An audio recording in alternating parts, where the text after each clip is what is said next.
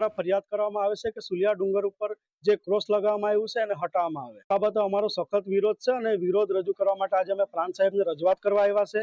અમારી એક જ માંગણી છે કે આ જગ્યામાં જે ક્રોસ છે એ ખ્રિસ્તી સમાજનું આસ્થાનું પ્રતિકની વાત કેમ કરવામાં આવે.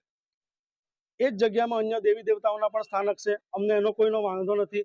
અમારા લોકો ખ્રિસ્તી ધર્મ પણ પાળે છે, અમારા જ લોકો મુસ્લિમ ધર્મ પણ પાળે છે, અમારા જ લોકો હિન્દુ ધર્મ પણ પાળે છે. તો પછી આ ફક્ત એક જ સમાજને કેમ ટાર્ગેટ કરવામાં આવે છે? આવેદનપત્રમાં અમારી એક જ માંગ છે કે આ જે ક્રોસ છે એને અહીં જ રહેવા દેવામાં આવે, કારણ કે આ ખ્રિસ્તી સમાજનું આસ્થાનું પ્રતીક છે. અમારે કોઈનો વાંધો કે વિરોધ પણ નથી, પરંતુ આ ક્રોસને જે હટાવવાની વાત છે એની સામે અમારો સખત વિરોધ અને વાંધો છે. આદિવાસી વિસ્તારમાં આદિવાસી સમાજના લોકો ખ્રિસ્તી ધર્મ પણ પાળે છે, હિન્દુ ધર્મ પણ પાળે છે અને ઘણા લોકો મુસ્લિમ ધર્મ પણ પાળે છે. આદિવાસી પ્રકૃતિ પૂજક છે અને અમારા વિસ્તારમાં ઘણા સમયથી જનજાગૃતિ ન હતી.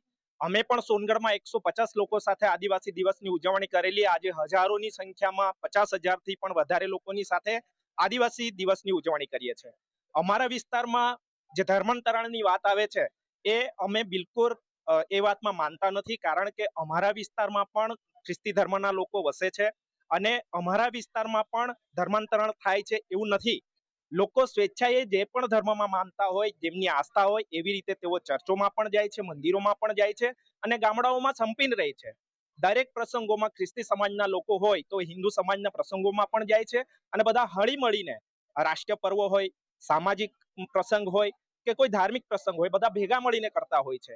તો જે ધર્માંતરણની વાત આવે છે એ વાત ખોટી છે. જે અમુક આદિવાસી આગેવાનોએ આજે ક્રોસ હટાવવાના મુદ્દાને લઈને આદિવાસી સમાજને આખો જે ઘસીટવાની વાત કરી છે એ ખોટી વાત છે. આદિવાસી સમાજ શાંતિપ્રિય છે અને જે કોઈ વાત હોય એને શાંતિથી હલ લાવતા હોય છે. જ્યારે જોઈએ તો કોઈ પણ માણસ અહીંયા ખ્રિશ્ચન બને છે એટલે તમામ આદિવાસી પરંપરાઓને ભૂલી જાય છે. ભગવાન બિરસા મુંડા કે જેમને લઈને આદિવાસી આગેવાનો ખૂબ કાર્યક્રમો કરતા હોય છે, પણ એમણે અંગ્રેજો સામે અને મિશનરી સામે ખૂબ મોટું આંદોલનો ઝારખંડ જેવા અંતરિયાળ રાજ્યમાં ચલાવેલું અને એમણે પણ આવી વટાળ પ્રવૃત્તિનો ખૂબ વિરોધ કરેલો અને અંગ્રેજો અને મિશનરીઓએ ષડયંત્ર કરીને એમની તે ટાઈમે હત્યા કરવામાં આવેલી.